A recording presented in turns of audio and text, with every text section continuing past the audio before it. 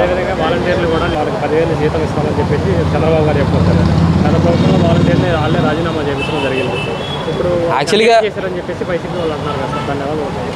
అది ఏంటంటే ఏ ప్రభుత్వంలో ఉన్నటువంటి వాళ్ళు ఆ ప్రభుత్వంలో విధి విధానాలు తీసుకుంటూ ఉంటారు.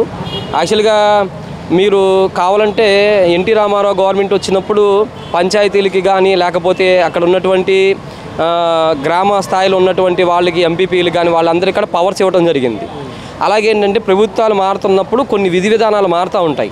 మనకి ఎక్కడికైనా సరే ఏంటంటే ఆ విధి విధానాలలో ప్రభుత్వం ఏం చేస్తుందనంటే వాళ్ళకి అందుబాటులో ఉన్నటువంటి ఫెసిలిటీస్ని బట్టి లేకపోతే అందుబాటులో ఉన్న అధికారులను బట్టి వాళ్ళు ఏం చేస్తారంటే ప్రజలకు రూలింగ్ చేయడం జరుగుతూ ఉంటుంది. గత ప్రభుత్వంలో ఏం చేశారంటే వాలంటరీ వ్యవస్థను తీసుకొచ్చారు జగన్మోహన్ రెడ్డి.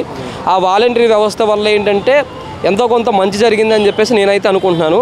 కానీ ఏంటంటే వాలంటరీ వ్యవస్థలో ఉన్నటువంటి ఎంప్లాయీస్కి ప్రభుత్వం ఏదన్నా సరే వాళ్ళకి విఆర్ఓ టైప్లో లేకపోతే ఏదన్నా గవర్నమెంట్ అండర్టేకింగ్గా వాళ్ళకి ఒక క్రమశిక్షణ లాగా వాళ్ళకొక పై ఆఫీసర్స్ లాగా లేదా కలెక్టర్ అండర్టేకింగ్లో కానీ ఏదన్నా సరే ఏంటంటే సచివాలయాలు కానీ ఇవన్నీ కూడా ఒక అధికారంలో కానీ లేకపోతే ఒక అధికారుల చేతులు కనుక అప్పు చెప్పి ఏదన్నా సరే ఏంటంటే కొద్దిగా ఇంప్లిమేషన్ కనుక జరిగితే వాలంటరీ వ్యవస్థను కనుక రన్నింగ్ చేయొచ్చండి.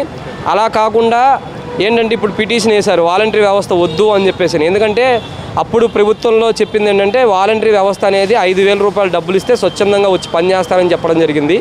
కానీ ఏంటంటే ఇప్పుడు పరిస్థితులు అన్నీ మారుతూ ఉన్నాయి కాబట్టి ఈ ప్రభుత్వం యొక్క విధి విధానాలు బట్టి ఈ వాలంటరీ వ్యవస్థను ఉంచాలా ఉంచకూడదు అనేసి ఈ ముఖ్యమంత్రి చంద్రబాబు నాయుడు గారు డిసైడ్ చేస్తారు. అంతేగాని వాలంటరీ వ్యవస్థని తీసేయడం అనేది కూడా అంత ఈజీ కాదు. లేకపోతే ఇంప్లిమేషన్ అయితే చేసుకోవచ్చు, కానీ ఇప్పుడు ఉన్నటువంటి వాటిని ఏదైనా సరే మార్చాలి అని అంటే మాత్రం కొంత టైం పడుతుందని చెప్పేసి నేను అనుకుంటున్నాను.